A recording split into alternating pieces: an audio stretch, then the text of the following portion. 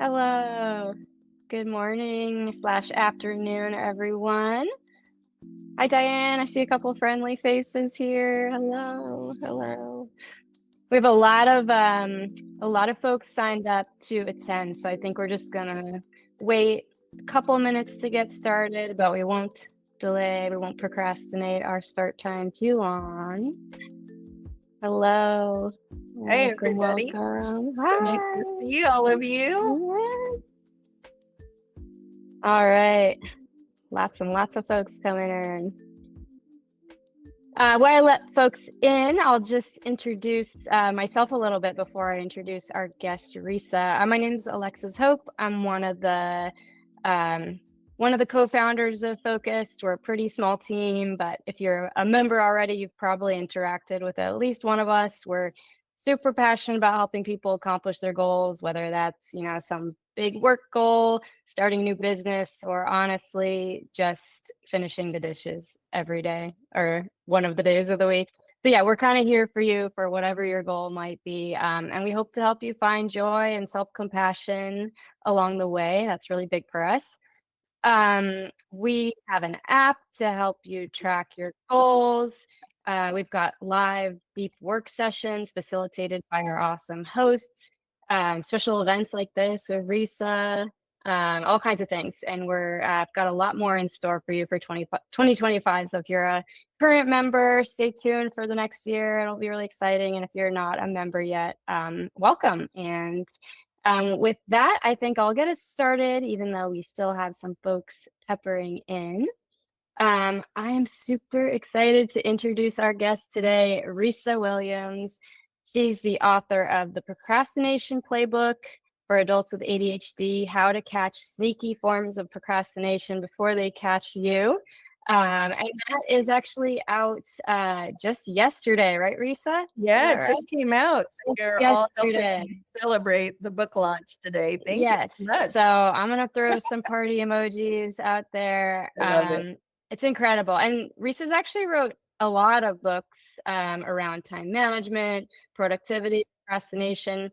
What I really love about her books is that they're realistic and practical, and again, have that self-compassion bent that is so core to us. So really, really love the values behind her work. I also asked her before she joined, how do you write so many books? And her answer was with the tools in my these books. So that's wonderful. So today, Risa's going to talk to us a little bit about some of the tools in the book, and we'll get a chance to actually use some of the worksheets from the book, and I'll share that link with you. I think without further ado, I'm going to pass it over to Risa to get us started. And again, thanks for being here, y'all. I'm very excited for this. So thank you, Risa. I'll let you Thank take you, it away. Alexis. And just a big shout out to you. Thanks so much. And thanks for everything you do at Focus Space. I know many of my clients also use Focus Space on a regular basis. So I get to hear all about that from them. And it just seems like an amazing place. And I had so much fun last time talking to you a few months ago. Oh my gosh, that was great. Just the amount of emojis and all of the fun things people were putting in chat. It just made my day. So my book just came out yesterday, The Procrastination Playbook for Adults with ADHD. I don't know if you can see it. And it is a very interesting book. What I tried to do with this book is make it easy and somewhat fun. I know procrastination is a heavy, guilt-inducing subject. It causes so much shame in people and so much anxiety. So with all my books, I'm trying to take kind of heavy subjects and make them seem manageable to people. I want people to get rid of the shame and the guilt and start to look at it in a lighter way. First of all, procrastination is something everybody does, just to normalize that. Everyone is procrastinating, even the high achieving, super type A people you see out there doing amazing things. Trust me, they're procrastinating something right now. So part of what I'm trying to do with getting these tools out there is to get people to stop beating themselves up, to normalize what we all go through with even everyday tasks. Like Alexis said, even something like doing the dishes or the laundry, procrastinating, that kind of stuff is perfectly normal. It's something we go in and out of. And to get you to look at it like information. Procrastination is information. It's cues. It's stuff you need to notice about yourself doing and then investigate in a light way, hopefully like a playful way. So I'm hoping at the end of this, I know it's just a short little workshop, but maybe you'll get a little boost and maybe you'll get to see it from a different perspective where you can lighten up and go a little easier on yourself and talk to yourself in a gentler way about it. So that's always what I'm seeking to do with all my tools. This particular book is written in a choose your own adventure way. So what I was trying to do is, like, a lot of people who are procrastinating don't want to do worksheets. I'm not going to lie. Like, people are going to procrastinate even reading my book. When I was pitching it to the publisher, they're like, well, how are you going to get them to read the first page? I'm like, I'm going to try my best. So I try to suck you in and then put you on a journey where you just have to answer prompts. And it's like those choose your own adventure books from your past, where it's like, are you doing this? Go to page 71. Are you stuck here? Go to page 80. And you bounce around the book, kind of having this journey. And I'm hoping I sneakily trick you into maybe doing a worksheet or two. And so far, the reviews have been great. People have been like, wow, she got me to do worksheets I didn't even know I wanted to do. So there you go. I hope today we can look at some of the worksheets. Again, it won't replicate that feeling you get when you actually read the physical copy, because then you'll be bouncing around. And Alexis says, I love that. No guilt to finish it. Exactly. Because just the guilt you feel when you have all these worksheets, sometimes people just feel like, oh, I'll just do it later. And that kind of defeats the purpose when it's a book about procrastination. So here we go. I'm going to start my presentation and then we're going to do some worksheets from the book. You should have the worksheets. You can start looking at them now. I'm going to try to see how I see all of you and do this. Can everybody see my screen?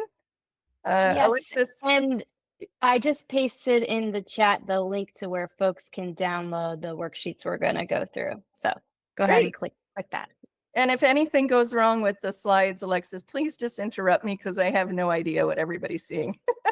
I'm going to do my best. So this is me. Hello, everyone. I'm a therapist and a time management expert here in Los Angeles. Basically, all the work I do with people these days is time management coaching. I started off doing anxiety work and just general therapy, but since the pandemic, things really exploded with time management. It seems to be the thing everyone wants help with. And so I've really, really immersed myself in that in the last 5 years. You can read the Ultimate Time Management Toolkit, which is my best-selling book on time management, and the Procrastination Playbook adds more tools to that, because that is something I was seeing all my clients talk about. They are procrastinating things. How do I move forward? I'm so stuck. There are goals and projects that are just piling up and I'm not making any progress. So I do really goal-focused kind of coaching and therapy where it's like every week we're like, what do you have to do? Let's break it down. Let's make it feel easier. Let's look at where you're getting stuck and move forward. So it's really fun. I love the work I do and all that. And this is the new book. Like I said, it's written in a choose your own adventure way. So the beginning gives you all the tools and kind of the framework you need to approach procrastination, which I'm going to give you a little overview of right now. And then the worksheets, you're kind of going in your own customizable way based on where you're getting stuck. And since people get stuck in like a million different ways, this was really hard to wrap my brain around. How do I move you through your journey, like in a book?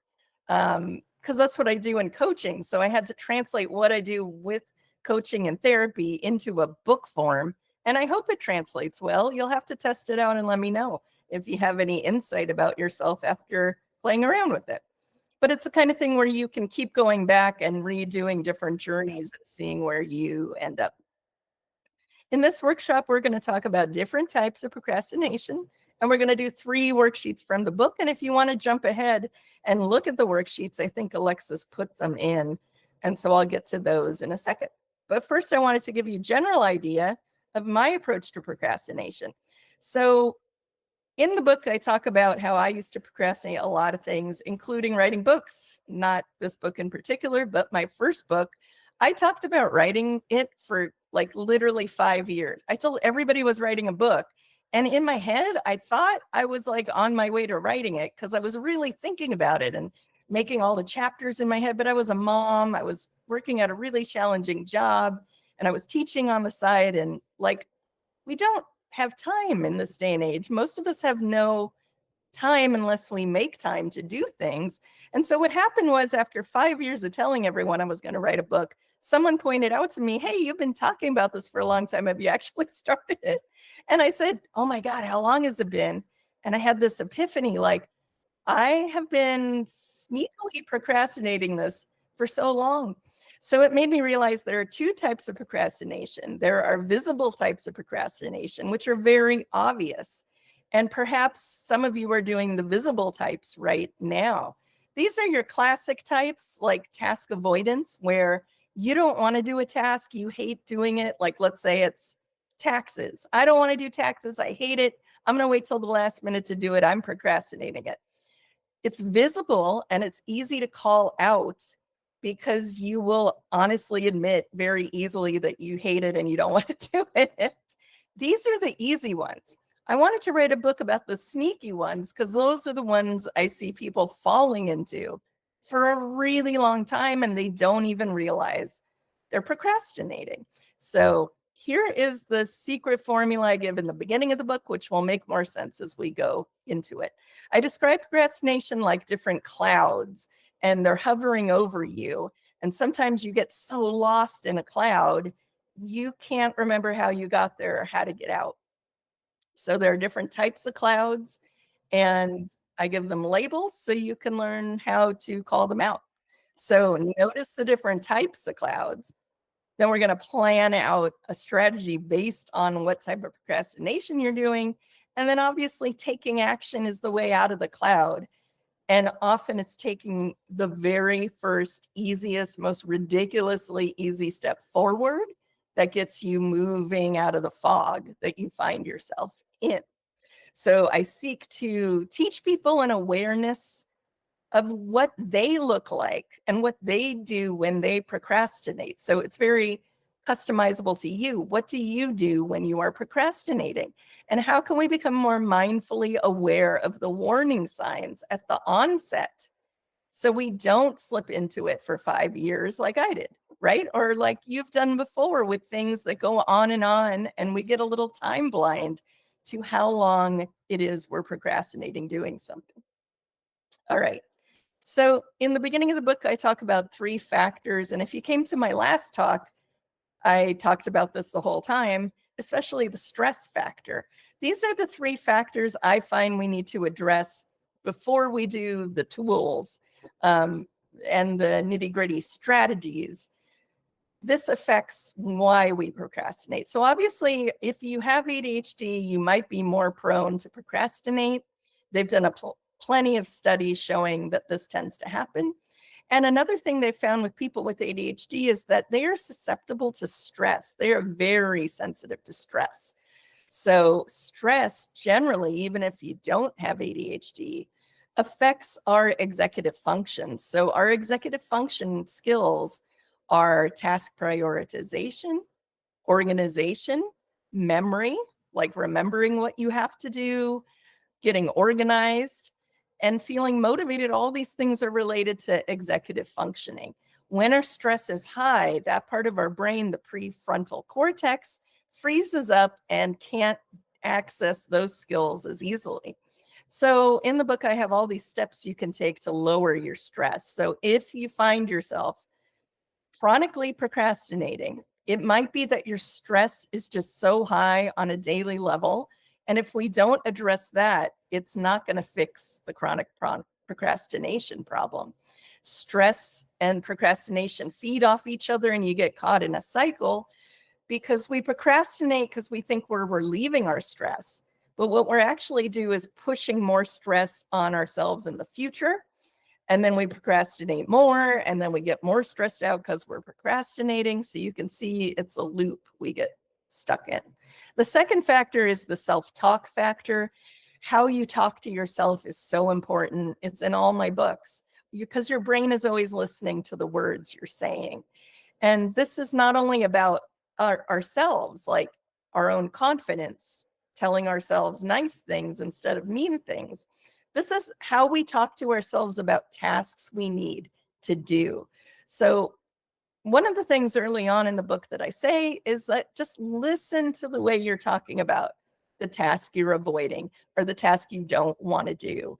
If you're starting to slip into really negative, extreme words about the task, the ones I hear from clients are things like, this task is a nightmare.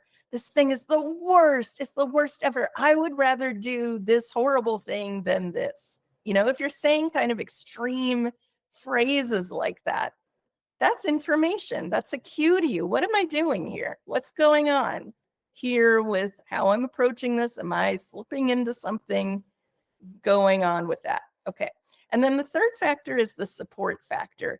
And you guys are great because you're all here on Focus Space. So I feel like you're getting some of that from Focus Space. What I talk about with ADHD is the highly functional, high achieving ADHD people I tend to work with look very successful on the outside and are doing amazing, mind-blowing things.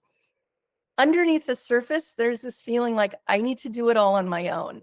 I need to do all of these things and take care of it all on my own because my process, no one will understand it. I'm good at doing it and I can get it done. And sometimes this is something you learned as a kid. Maybe you had a different approach to things that people didn't always understand, and it caused you to isolate and take on way too much stuff, that than other people would take on.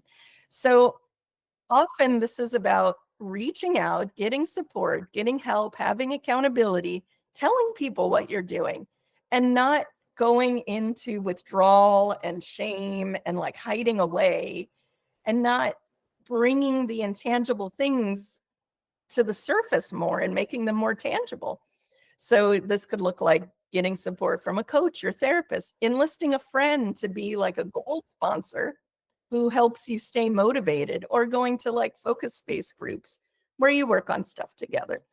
Chances are, if you say things out loud to another person, it increases your chances of actually doing it. And if you have regular meetings or accountability markers that you're doing with someone or a group, it's a way bigger chance. It's like a 90% chance that most people will do the thing. So we can't stay lost in our own head. And part of that is learning also to write stuff out on paper when you're getting stuck. Like, don't just drift off and spiral in your head. Get it out on paper. Start looking at the facts versus the feelings. Start looking at the actual time things are going to take you to do, and make it more real to your brain, because then we're telling your brain it's possible instead of impossible. When it's all lost in our own head, we get overwhelmed and our brain starts thinking, this is impossible. This is too many steps. But when we start mapping things out on paper, which I do with these worksheets, your brain starts saying, oh, okay, these are steps, and each step is going to take this amount of time. And it's like a computer. It starts programming how it's going to get you the energy to do each of those tasks. So again, if all you take away from this is just get it out of your head and put it on paper, that will help you a lot. Staying in your head and not talking to people about what you're doing and not getting honest with yourself about all the steps is how we get lost sometimes in procrastination. So procrastination gets very confusing for people. When I talk to people about it, we have all sorts of ideas about it. First of all, we make it like I'm a procrastinator, like we make it a label, like you're different than everyone else. No, we're all procrastinating all the time. We can just remove that label.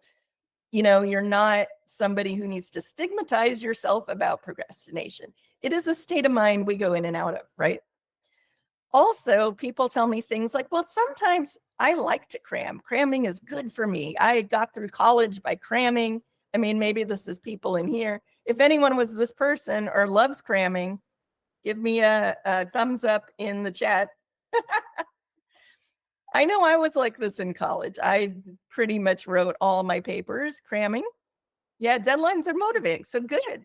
So going back to this, sometimes cramming is helpful. So sometimes we can put it in helpful procrastination. Other times, I would like to challenge you that doing this chronically where you're cramming is spiking your stress up so high. So what you're getting out of the cramming is that adrenaline rush, right? And some of us get addicted to that adrenaline rush where it just motivates us to get it done. Yes, somebody just said, Clay says it also never stays in my head. That is one of the downsides of cramming. You don't remember any of it. You get like amnesia after you do it. You don't remember that paper you wrote. You don't remember that test you took. You're so stressed out. And then you get that adrenaline crash afterwards that kind of undoes all the dopamine hits and everything good you got out of the cramming. So my rule for cramming is we can use it sometimes. We can't use it as a consistent method of getting things done. Another helpful type of procrastination, sometimes people get confused, is task prioritization. So there are times where prioritizing tasks you need to do by not doing things is really good to do, right? So let's say I had to do this workshop today. Yesterday was my book launch. I was telling Alexis, this has been a crazy week. I've had to use all my tools. So yesterday I had to do these slides, but I couldn't get to the slides until I did other stuff. So it was a form of procrastinating, but it was with a plan and a purpose. I had to get through so many clients yesterday, a book launch thing, all this other things. And I kept saying in my head, okay, at 6 o'clock, I'm going to work on the slides. Now, that's not exactly procrastination. That is putting off a task with a plan and a purpose. So if you have a plan and a purpose, you're probably not procrastinating. So how do you know the difference? Well, you know by this one. How is it making you feel? I want you to get really nuanced and good about this. All right. So let's say I put off the slides. I had a plan and a purpose. It was 6 o'clock. I got to email them to Alexis. I'm going to finish them. And then instead of doing it at 6 o'clock, I was so burned out from all the clients. Let's say I did this. I'm like, okay, well, I'm just going to maybe she'll be okay. I'll email them to her at 7 p.m. instead of 6. I'm going to go on Netflix because I need to chill out and watch TV and blah, blah, blah. And now I'm watching Netflix and I'm clicking another episode and I'm clicking another episode. And inside, I'm starting to get this feeling. And that's what I want you to identify. That feeling is, ugh, this thing is hanging over me. I can't really, what's going on in the plot of this movie I'm watching? I can't think about it because I got to do those slides. And my brain is so preoccupied with the slides. I'm not relaxing. I'm not taking a real break by bringing my stress down. I'm like spiraling in anxiety while I'm watching Netflix, and it's not feeling good. And now I'm feeling shame and guilt. Oh, she's probably waiting for it. And I'm an hour late. She's going to maybe be mad or blah, blah, blah. Whatever my head is doing, not like she would be, but this is where we go, right? So how is it making you feel? You know you're doing procrastination instead of the other ones by the way it's making you feel. There's often guilt, tension, shame, anxiety, stress, or that building feeling of avoidance. So I want you to learn to figure out what that feels like in your body. So Kimberly's saying, yes, a guilty feeling. Does anyone else want to put in the chat what you are feeling sometimes when you're watching Netflix or scrolling on your phone and you know you need to do something? What does it feel like inside your body? Shame, panic, guilty, anxious. These are all very normal. Frustrated. Does anyone start to feel physical symptoms? Tightness, headaches, watching a slow motion car crash. You guys crack me up. Not in stomach. That one I hear a lot. I hear a lot of people feeling it in their stomach. I hear a lot of people clenching their jaw, getting headaches. Danielle, did you have a question? You can either say it or type it.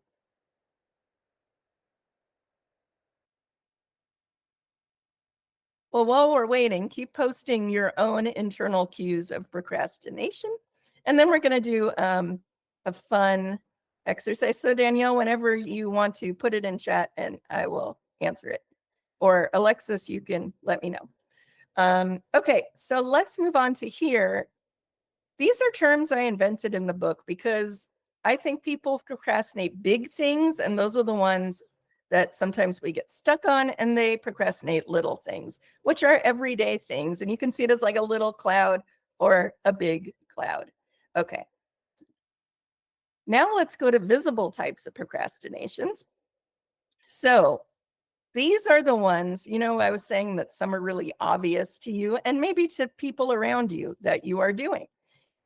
Task avoidance. That's the classic procrastination one. We all know that one. That is when you were a kid and you didn't do your math homework because you hate math. And you told everybody, I hate math. I'm not doing it. And you were like very open about it. You're like, no, I hate this. I'm not going to do it. I hate it so much. Task avoidance is usually really easy to spot because it's related to a specific task that is not fun for you to do. So is anyone doing task avoidance right now? And put what task you're doing. Oh, and then I became a math teacher. How funny. All right. So you conquered it somehow. All right. So if you want to type the task you are avoiding right now, please put it in chat. I love to see all your comments. Okay. Calling sister to talk about finances. Phone calls. People avoid phone calls all the time. Canva, packing, calling insurance company. Look how many people are avoiding appointments. I want to normalize this. I hear about this all week long from 20, 30 clients a week. I don't want to call my dentist. I don't want to call the mechanic to make an appointment. Taxes, conversations, emails. I have some clients who won't send an email back or texts. You would think texting this in this day and age, we wouldn't avoid. Some people say they see the text, they avoid writing it, but then the person knows they read it and then they get all up in their head about it. Maybe that's you. All right, time management issues. Again, these are kind of obvious ones. This is when you didn't allot enough time to do the task, and now you're probably cramming and it's the last minute and you're running around like a headless chicken trying to do the thing because you didn't estimate how much time something would actually take. This is down to stress. When we are high levels of stress, we often make wonky time estimates about how long something will take us to do. So has anyone in here ever thought something would take 5 hours and then when you sat down to do it, it took like 5 minutes? An example of this would be filling out a form. Has anyone ever done that? Oh my God, that form's going to take me 3 hours. I'm never going to do it. And then you sat down to do the form and somebody pointed out, yeah, you're done in 15 minutes. That took 15 minutes. You've been talking about it for 6 months and it took you 15 minutes. I have to point this stuff out to my clients all the time because they'll say, you know what? I finally did what you told me to do and I did the thing. Guess what? I was done in a half hour. I'm like, yeah, and how long have we been talking about it? Since January, right? So sometimes our time estimates are incorrect. We cannot, and somebody said, I underestimate how long things will take. Yeah, we can overestimate, we can underestimate. Where I see this happening with people is sometimes they'll be like, I'm just going to go to Target after work and pop in and get something. And they're in Target for like 2 hours and they thought it was going to take 10 minutes. Now they're late for all their appointments afterwards, right? So, okay. So we see lots of people chatting about that one. Prioritization problems. Let me explain this one to you of what it looks like in real life. Because as a therapist, I read about this and I'm like, prioritization problems. And then I started noticing what it looks like on people. This looks like you sit down to do something, and then your brain starts telling you all these other things you need to do except that one thing. So it looks like me trying to do the slides. Let's say I'm trying to do these slides, and I'm like, oh, look, there's a stain on the coffee table. I better scrub that. Oh, I got to refill the paper towels. Oh my God, I forgot to do laundry. And I'm doing like 8 different tasks, and my brain is tricking me into thinking, hey, you're being so busy and productive, but I'm not doing the one thing I need to do. Who does this? Who jumps around from task to task to task? Oh, I need to prune the tree. How funny, Anna. Exactly. Some of you right now, even as you're trying to listen to this, might be like, oh, I got to scrub that dining room table over there. And I've lost you. Maybe you're off doing that right now. If this is happening to you, and we can all laugh about it, right? This is what I'm seeking to do. Let's laugh about it more. Let's be more playful about it. Just call yourself out and say, hey, prioritization problem, brain. Let's go back. One of my clients the other day had to turn in an essay. He's in grad school. It was due. We were down to the wire. Instead of going home to do the essay, he wound up at the mall buying shoes. And he came into session and said, somehow my brain said, buying shoes was more important than finishing the last page of my essay. How many of you have ever done something like that? His brain flagged that as more important than doing the one thing he needed to do. And he's like, I don't know why. My brain just told me it was so important to get shoes. I'm like, did you need shoes for something? No, it just said I had to get these shoes right now. Well, prioritization problems. Okay. Halfway drift. This one I have done so many times in my life, and I want to explain what this one looks like. This one looks like you get halfway done with a task and then you drift off. And sometimes it's not even halfway done. With me, it's 90% done. I get 90% done and I do not do the last 10%. And the reason I gave this a name is because I noticed it in myself and I noticed it in all my clients. And you know what this is? This is your brain celebrating too early because you got through the hard part. I see Alexis laughing. Alexis, have you done this one before? All the time, every day. So what this looks like for me, for example, like when I finished the last draft of my book, I was like done with almost all of it. I had 2 pages left. I knew it was due. And I was like, you know what? I have 2 pages left. I did all the hard part. I'm going to take a break. Okay. So I know myself now, and I'm like, wait a minute, that is very, no, I'm not going to take a break right now. I'm going to finish the 2 pages and then take the break. But what does it look like on other people? Well, I have one client who bought a rowing machine and left the rowing machine in the box in the middle of his living room for months until his girlfriend was so upset with him because she's like, you ordered this thing, you have to build it. You have to put it together and move it out of the living room. Like I've hurt myself 3 times tripping over it, right? So how many of us buy stuff and then it just piles up in boxes and we're like, I'll get around to it later. So hanging things, shelves, decorations, leave them on the floor, clothes you don't put away, you don't take out of the bag. How you get out of this one, you have to have a fully done marker in your brain. There's a half done marker and a fully done, and you have to explain to your brain what fully done means. So in my book illustration thing, it wasn't even writing the 2 pages of the book that would be fully done. Fully done is me sending it to the editor on the deadline. I have to define that for myself. Because if I just say, oh, it's just the 2 pages, what if I don't send it in? I have clients who do this all the time. I have someone who filled out their passport info. It was due. They had to go on a trip. They put it in an envelope and they never took it to the post office. So again, fully done means you drop it at the post office and it's gone and you sent it. We have to say what this is to ourselves. I hope this helps. And I hope everyone is laughing about these things because we all do them. Okay. Now we get into the sneaky types of procrastination. These are so sneaky. So the first one is obvious, time sinkholes. I talk about this in all my books because we all go into time sinkholes. They're different for everybody, but some of the common ones I hear are social media, whose scrolling is your time sinkhole.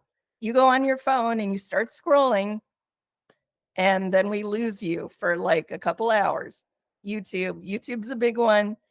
YouTube, sometimes I hear even more than scrolling because YouTube tricks you into clicking the next video and the next video and the next video. Oh, Ruth is having the realization about her citizen application. Okay, good. I'm glad I'm speaking to all of you. I'm glad you can relate to what I'm saying. This is so much fun. Okay, time sinkholes, put whatever, Pinterest. Please post stuff so other people can see that it's normal. Time sinkholes are very dangerous because most of us are spending most of our time in time sinkholes and we don't even know we're doing it. And half the time we're not getting the benefits of lowering our stress. So if you're going into a time sinkhole, great. If it's lowering your stress, great. If it is raising your stress or keeping your stress the same, then we need to get an awareness. What am I doing? I mean, how many times have you scrolled on Instagram and then felt really weird or bad afterwards? You know if it's good for you by the way it's making you feel. So again, remember when we were talking about like binge watching Netflix and getting that sinking feeling? You got to listen to those feelings. Those feelings are trying to help you. They're information. It's like, hey, listen to me. Hey, why do I feel bad? If this is supposed to be relaxing, why do I feel bad? Right? Okay, waiting for motivation is the way I did not write a book for 5 years. Now I've written the one book per year for 5 years. So learning these tools has made all the difference in my life, right? And that's what I'm trying to teach you. The way I got stuck for 5 years is I was waiting around for motivation to write a book. I'm a mom. I have 2 teenagers. At the time, my kids were little. I was working a crazy job. It like sitting there waiting for motivation to write a book, that was never going to happen. Now that I look back on it, I'm like, that I didn't even have time to do anything. Like, how is that going to happen? Right. So we cannot wait for motivation. Motivation finds us after we've already started. I talked about this in my last talk, and so many of you said that you responded to that, that motivation is counterintuitive. It catches up with you when you've already gone a few steps forward. If you think about it from an energy point of view, this all makes sense, right? You're waiting for a big burst of energy. Well, that motivation energy happens when you already have some energy going. So it's not going to find you when you're sitting on the couch feeling like I can't do it, feeling overwhelmed. There's not going to be this big burst that magically appears usually. Once in a while, it'll come out of the blue, but for most of us, it's not going to happen in that way. We have to move ourselves one little step at a time.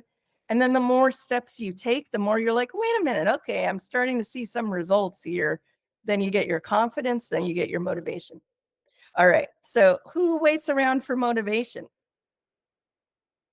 Anyone get stuck waiting? Okay. So some of you give me thumbs up. This guy. All right. So now we know, don't wait around for it. You got to move yourself forward. All right. Now let's talk about analysis paralysis. I'll bet so many of you do this.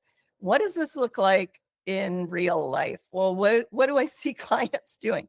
This is when you over research something to the point where you do not start. I can't even tell you, every week I have this conversation with people. So they'll get all excited about a goal. I'm going to use my new DJ software. I'm going to learn how to make music on this thing. And then I lose them for months and months and months on YouTube. They're watching videos about the software, about the headphones they have to buy. They go on Google and they research every little thing they're going to order, and they never start the project because honestly, the more they start researching, the more they freak themselves out about doing it. Has anyone ever done this? Someone does this with purchases. Alexis is nodding. I had one client, all he had to do was buy a suitcase.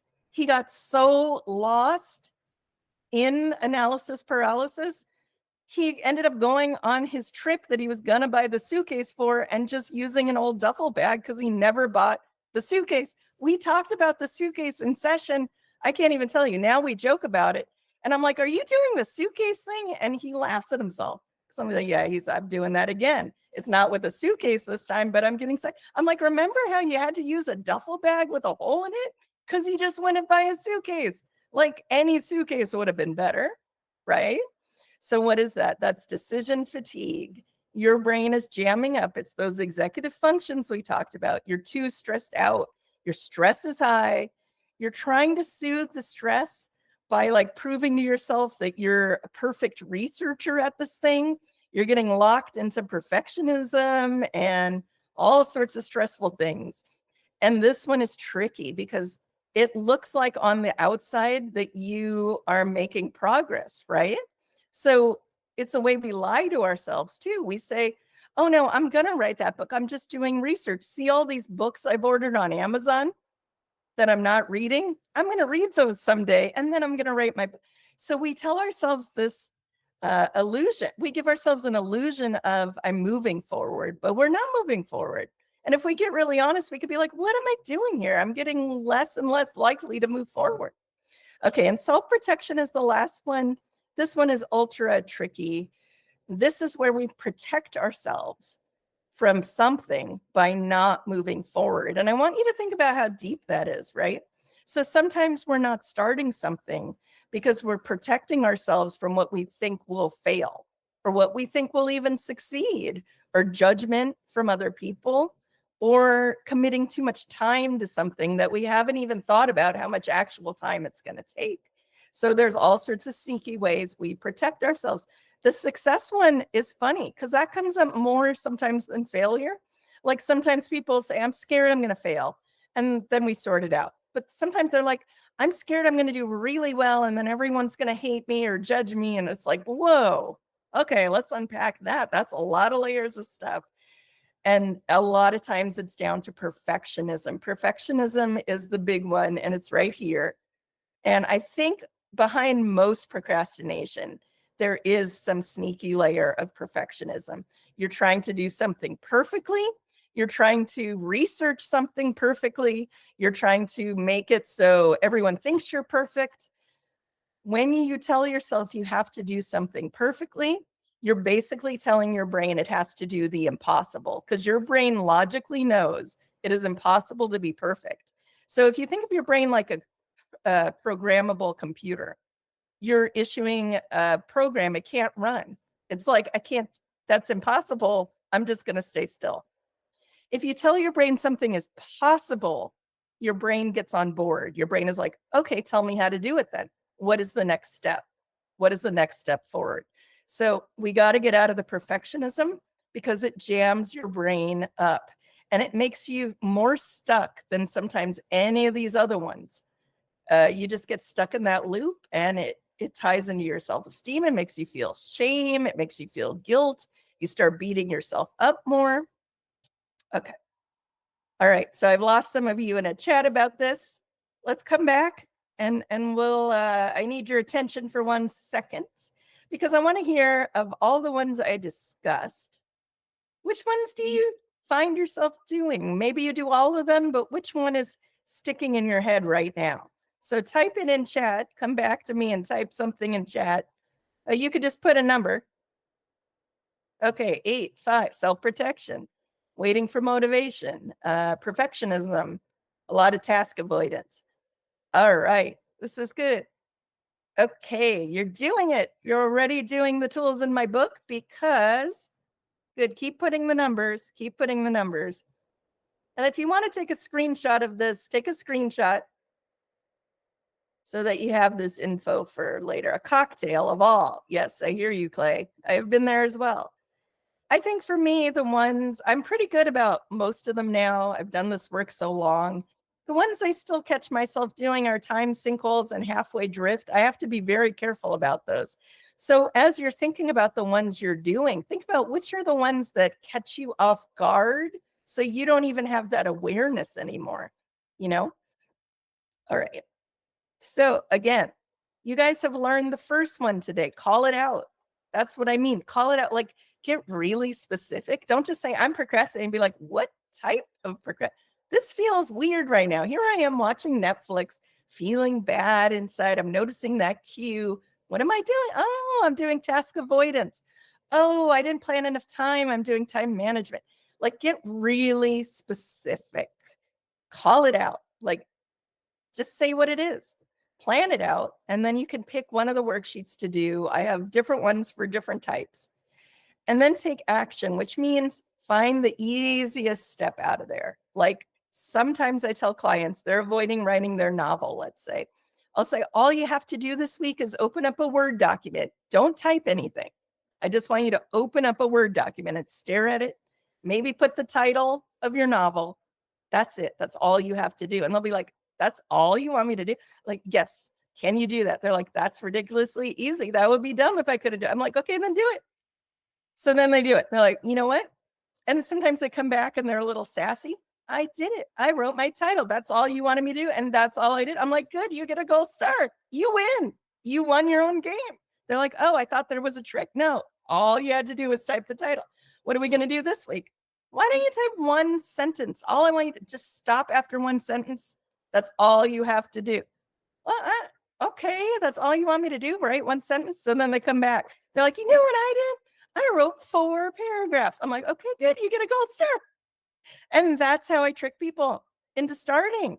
And then suddenly they're like, well, I was just sitting there thinking, why did she ask me to write one sentence? What a waste of time. So I just wrote 10 pages. I'm like, yes, exactly.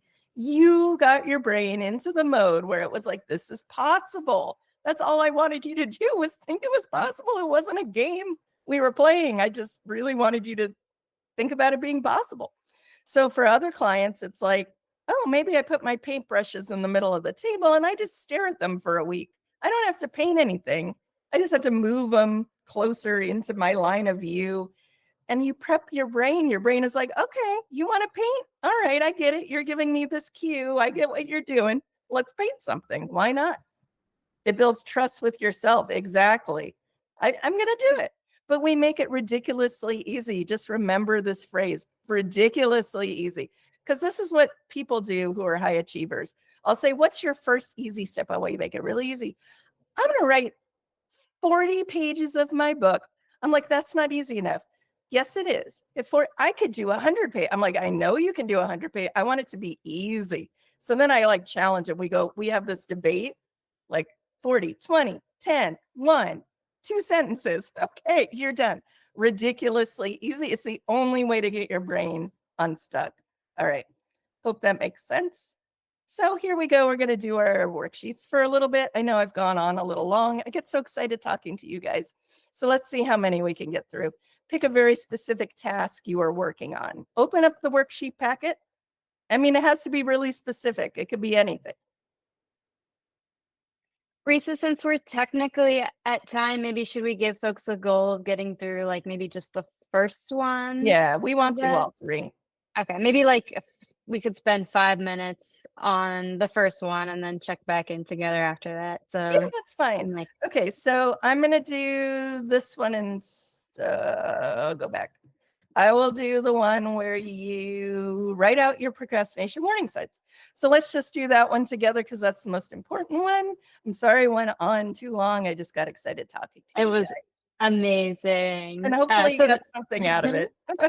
Absolutely. So the procrastination warning signs, I think that's on page 1, 2, 3, 4. It's the last Page one. 6, I think. Yeah, page 6, I think. Okay, thank you for all the compliments, guys. I really yes, you're getting appreciate lots it. of love in the chat. I so rarely hear this as an author. You know, we put our books out there in the world and we don't hear anything back. So if you like my book, please reach out to me, say something nice, give me a little boost, put a review on Amazon. Because literally it's like radio silence. I put these books out in the world and I don't know who's reading them or what's happening. Okay. You'll be getting lots of reviews, I think. Please send some right, love so back to you. Your favorite come author. back together All at right. like 50, 53. Yeah. Okay, so procrastination warning signs. What do you do when you're procrastinating? Here's some examples. I tend to buy too many things online because shopping reduces my stress. I do a lot of cleaning because I think I'm being productive. I stop opening mail. So many of you do this one. I stop opening my mail because I don't want to look at it. You might not even be procrastinating your mail. That just might be your warning sign. So could you please put your warning signs in chat right now? For me, it's sometimes I impulse shop. I'll go shopping for things online that I don't need, or I'll find myself like researching my next vacation when I don't really need to be doing that in the middle of like something I'm focusing on. So scrolling on social media, impulse shopping, these are big ones. So when you catch yourself doing these things from now on, now that you know too much now to go too deep into it for too long, I just want you to call it out. You're like, is this a procrastination warning sign? Is this something I'm doing because I'm having fun doing it or because I'm procrastinating? It sounds really simple. It's going to change everything. If you ask yourself this like 3 or 4 times a day, your behavior starts to change. Trust me on this, because when you become aware of something, it can't hide in the dark anymore and it changes your behavior naturally. So thank you everyone for coming to my talk. Happy to stay for a few minutes and answer any questions. And thank you to Alexis as well. Thank you. I'm just gonna wrap us up here with one small thing if I can find it. Here we go.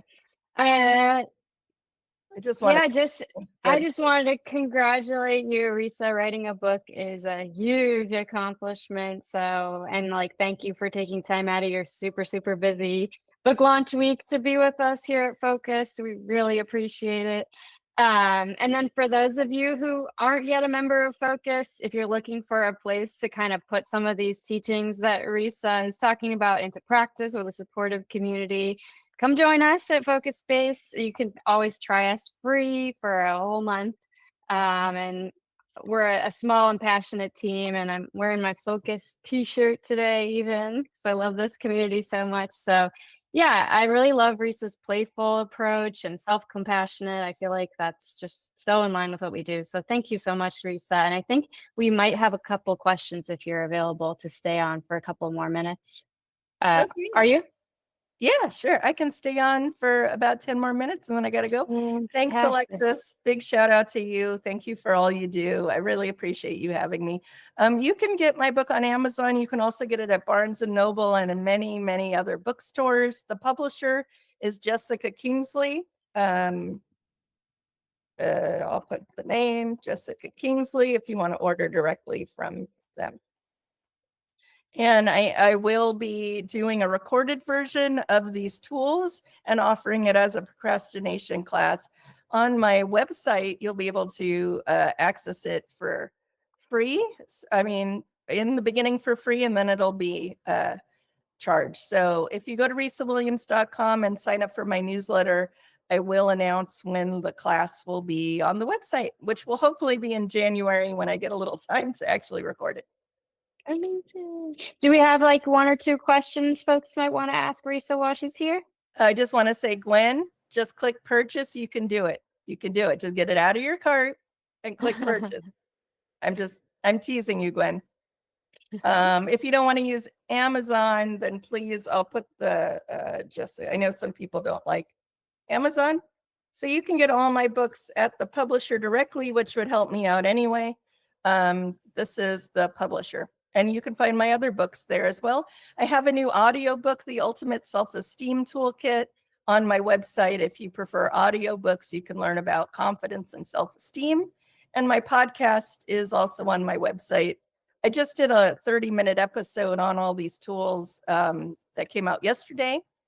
And you're asking about medication. That's a whole nother discussion. But for some people, it works. And other people, not so much. It just depends on the situation. So half of my clients take medication, the other half don't. I would start with just learning these tools anyway, because even if you do use ADHD medication, you will need tools as well. Somebody says, oh yes, Daria, this workshop I'm happy to do at Focus Space. Again, I have so many more tools in the book. We could do like 4 of these. And I also have an online procrastination class coming out next year. So please just join my mailing list. If you go to risawilliams.com, it pops up. Just sign up for the mailing list. And if you go to my podcast, which Christine has so kindly put in the chat, I have so many episodes on procrastination. We spent the whole month doing episodes with experts on it. So please listen to them. And if you want to come work with me, I always do sessions with people. You can get some one-on-one coaching. And I got a bunch of people from last time I spoke here. So thanks for that. All right, I have to go, guys. Thanks so much. Please reach out to me through my website. Give me a shout out or on Instagram. Thank you, everybody. You're wonderful. I love to see the emojis. Thank And you, Risa. Have a great day. Bye, everyone.